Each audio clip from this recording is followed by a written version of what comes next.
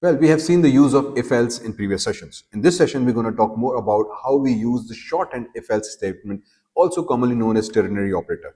My name is Dr. Zeeshan. Learn with W3Schools is the channel name. We have been talking about Java programming for beginners course using all these topics from W3Schools website. We have covered all of these. So if you are here, please do subscribe the channel, follow along, watch this video, check the description for entire series playlist so that you can follow along and watch the videos.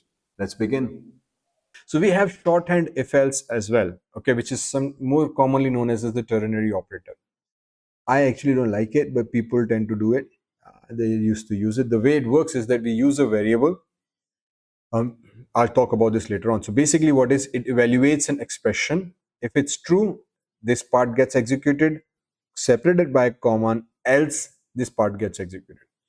Using question mark is where this value is evaluated, or the block starts and the condition comes here. So this actually becomes like a if here. The question mark becomes if condition. If its condition is true, the first part of this colon statement gets executed. If the condition is false, the second part of the statement gets executed. Okay, so let me show you an example of how this works.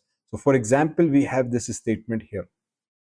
If time is less than 20, if integer time is equals to 20, and we say if time is less than 18, system.out.println have a good day, block close, else block start, system.out.println good evening. So this is a very simple condition, one variable check. We can rewrite this in a single line of code. How? We can say if time is equals to 20, same thing. We say string result. Result is because whatever is returned here is actually saved in this thing. And we say is equals to, we write a condition, same as we did here, time is here, but there's no if now. There's no if needed. And then we use a question mark. This question mark actually represents the if and else combined. Okay, so this question mark is what we call the tertiary operator or tertiary conditional operator, and this works, or this behaves like if else combined together. So if the condition is true, the first part of this semicolon will execute. If this condition is false, the second part of this will execute. And by execute means this value is then sent and stored onto this result variable. Okay, so if you are printing a string, this string needs to be captured here. If you are printing an integer number, you need to capture the integer number. If you are printing a character, you need to print a character. If you are throwing out a boolean value, you need to capture a boolean value here. And these two needs to be same, because no matter what the result is, this variable will have that. So if it's true, again same variable, again same variable for false as well. And then you print the result. So to some people makes sense, people love it. I actually don't. App depends on that. So again, this is a tertiary operator, how it works. So I hope this clarifies the if-else structure a little bit in detail. And now we're going to talk more about switch. Okay, so let's start with some real-life examples of if-else as given in W3Schools website.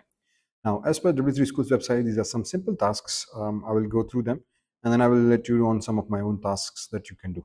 So the first task is that let's see that we use if and else to open the door if the user enters correct code. Okay, so it's a very simple code that user enters a code in teacher. For example, this is the code, and then if door code is equals to 1337, the system.out.println says correct code, else we get the incorrect code. So very simple, very basic program. If you run it, you will see correct code. But if you change the code to something else, if you run the code, the output should say yes, the wrong code. Why? Because here's the code, and we say if door is equals to 1337, means we are exactly saying that if the door code that the user gave us is it equal to 1337, this is our internal system code. If they both match, only then you print and do whatever task you want, saying that hey, correct code, the door can now open. Else, if the code is incorrect, then you go to the else, and the block of code is given here. Else block says the system.out.println print the wrong code, and that's the output that we get. Okay, so another real life example we have is this one. So the next example says that let's use if and else to find out if a number is positive or a negative number. Okay, so in this case we enter a number. So we say integer number is equals to 10. So here's the number that we are assuming is given by the user.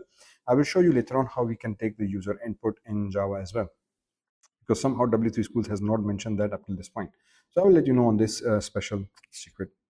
So continuing from here, once we have that number, we say if the number is greater than 0, If the number is greater than 0, the system.out.println and print the value that the value is positive.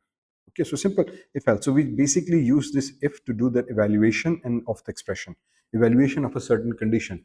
If the number is greater than 0, obviously the number is supposed to be positive. So in this case, we wrote if the number is greater than positive, block start, block close, system.out.println, the value is positive. However, if the number is negative, so if you try this code out and we say, okay, how about if you use minus 10? If you use minus 10, now it will come and will check value is greater than 0. No, the value is minus 10. So it will automatically go to this else statement. So from this if condition, the control will move to this else. And inside this else, we have another if. So if the number is less than 0, print the value, the number is negative. As simple as that. So very simple condition evaluating whether the number is positive or not. We say if the number is greater than 0, it's supposed to be positive. It's less than 0, it's supposed to be positive. Else, however, what if I give a 0 value exact? So it says that if the user gives an exact value, 0 is considered neither positive or negative. So in again debatable thing, but some consider it positive values anyway. So if the number is 0, then we wrote else. So this else is actually connected with this if.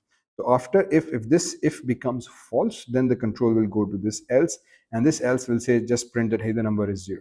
So once I run this code, if the number is 0, this if will be evaluated first, the condition becomes false, the control goes to this else, and then from this else, if this condition will be evaluated, if the number is less than 0, we say true, but if since in this case the number is false, from this if now the control will go back to this else. If else, since there is no further if, this will get executed by default because there's no other thing. So the block will execute and it will say the value is 0. Okay. That's basically what we do. So find out if a person is old enough to vote. Another example. Okay. So see, this is practice task. Now, the best way to learn programming is do such kind of programming tasks as much as you can. The more you code, the more small problems you solve. Don't try to solve a huge, big industrial problem right away. We do these small tasks to practice and understand our logic. Even though they seem very easy, they're very measly, but the more code you write, even the simplest and easiest one will allow you to develop your logic and understanding of doing and solving problems smaller and step by step. Okay, so it's like breaking down a larger problem into smaller things and doing that first and achieving a larger task. So in this case, now it says that find out if a person is old enough to vote or not. So again, integer my age is equals to 25, integer voting age 18. Now why we did that? Now again, that's why we say solving a small problem allows us to develop the logic, understanding how to solve a problem programmatically. So we know that the user needs to give or specify their age, which has been saved in this value, but I also need to have an age, a voting age. Now here what we have done here is that we have saved a standard voting age in a variable. We can use this value because this is supposed to be fixed and constant, not changeable. So we can use this 18 here directly as well. But what if this value also changes along the line? It could be any other program. So another practice is that we save this 18 inside a voting age variable. Okay, and once this gets saved inside this variable, now we can change this later on, and we don't have to change the underlying code. We just change the value here. So now we're checking if the age, if the user age is greater than equal to voting age. Okay, so this variable weight. So now this variable's value is being compared with this variable's value. Okay, so the value, my age will hold the value 25, my voting age will hold the value 18. So 25 is greater than 18, true. This system will print this line. If the value is supposed to be only 5, for example, and we delete the 2, now the condition becomes false. If the condition becomes false, the else will be executed and system.out.println will print this value. Understand? So this is a very simple basic thing, but it allows us to look into the programming logics in a different aspects. This time the aspect was that we save the value in a variables and we use two variables to compare the values of each other. Now another program is find out the number is even or odd. Again, a common example that we do regularly. So if you test the code out, 5 is odd, that's because 5 is odd. How do we do that? Again, we save a number inside is equals to 5. Okay, once we save this, then we say if number percent, again modulus sign, we use this, we have explained this as operator previously as well. It's an arithmetic operator. It basically sends us the remainder. So it's also known as the remainder operator. Okay, so this my number, whatever the number you have entered, find out the remainder of which division of 2. Okay, so this means that divide whatever value is here divided with 2 and return the remainder. If the remainder is 0, Okay, so if we divide any number by 2, for example, if this is supposed to be 6, so 2 divided by 6 is 3, but the remainder is 0. However, if you divide by 5, 2 twos are 4, and there's one remainder. So if the remainder is 0, that means it's even. But if the remainder is, in this case, 1, that means that then this number is odd number. So this is a simple logic we use to check whether the number is even or odd. That the remainder that we get after dividing a number is either 0 or not. And the remainder in this case, or in usually programming, we use this percentage modulus sign, or usually known as mainly a remainder operator. So this remainder operator will give us what is the remainder. So if I say this, now I have an exact condition that allows me to understand that my number, once divided by 2, whatever is the answer will then be compared with this equals to 2. So there are basically two operations happening here. Now we have talked about this, that if requires a logical condition, a Boolean value. Okay, so that means that this expression as a whole needs to return a Boolean value. But we can write an expression within if as well. So this is an expression. So we can, in other words, I can say, hey, 2 plus number plus 2 divided by 2. So this basically means that now it's going to take the number added with 2. And then whatever is the answer from this will be compared with equal to here. So arithmetic operation will be performed first. It will say number plus 2. So whatever is the answer, is that answer equal to 0 or not? Okay, and then we can get we can even write this way. So modulus 2 now. So now they basically means that we are performing multiple operations. And then in this case, I can write even brackets here. So I can say my number plus 2, then whatever is the answer of this. Now this basically means I'm giving a precedence. The brackets always has a higher precedence in Java. Do remember that. So this brackets will be solved first. Whatever is the answer, find the remainder from it. If the remainder is then equal to 0, you return a true or false as a relational operator or as a logical operator value, and then if will evaluate. So we are even writing an expressions within if to be executed at runtime, and based on that we do a comparison. Okay, so this is perfectly legal and perfectly normal, and this should give us a standard output whatever we want to do with that. Okay, now 5 is odd. So basically in my number is 5, but see this, the value has not changed. We even added 2 to it, because it says take my number, add 2 to it. So whatever is the answer is actually saved inside memory, and that number will be integer, because this is integer, the 2 is also integer, so that value will be saved as integer. That answer will then be divided by 2, and the remainder will be used to compare with these two. So this is how basically this expression is evaluated. Add it to whatever is the answer, save it in memory, and take that memory variable and divide it with 2. Whatever is the remainder, then use that remainder to do this comparison operator. And then this comparison will give us Boolean value, which will be used by if to see that whether this entire expression is supposed to be true or false. So if true, this line of code will execute. If false, this line of code will be executed. I hope it explains and simplifies things. Okay, so once you do that, this is why the smaller programs allows us to work and develop more logic. Now what I have been doing meanwhile though is I have also created my own programming manual, and I'm still working on it. By the time I'm recording this video, is still under construction, so I will try to share this as soon as I can. Okay, so this manual has actually around 200 different programs that you can solve. So for every topic there are various different programs that I'm working on. So in this case I have some programs on if else. So if I jump to if else chapter, so you can see this, I've given some examples, and then there are certain codes.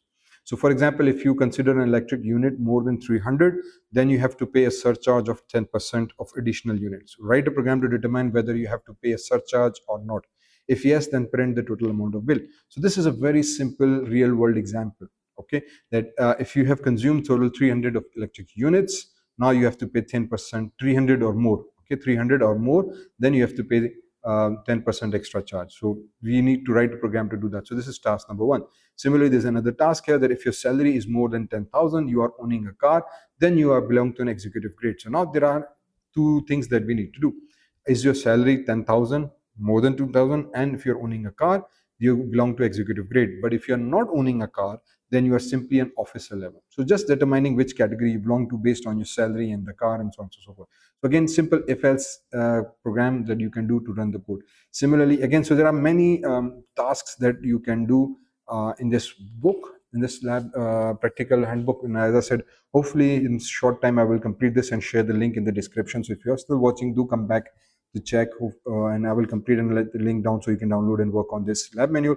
It has more than 200 programs based on each different topic, that allows you to practice and write the output on this code, so that you can, again, the basic logic of doing basic logic of learning programming is that more programs you develop, the more better you get. So smaller to a complex programs, the more you work on them, the better basically you get. So there are programs for if else, and then some explanation of things, and then switch statements, and so on and so forth. So the idea is very simple. We work on these things. Okay. So I will be sharing this book in a short time. All right, so this concludes today's session on how join shorthand if else statement works. I hope you understand by now how things are. And in this course, if you are following along, don't forget to leave me comments. Let me know how you're finding these videos and how much you have completed the series. Okay, so this is Dr. Zeeshan signing off. Till next video.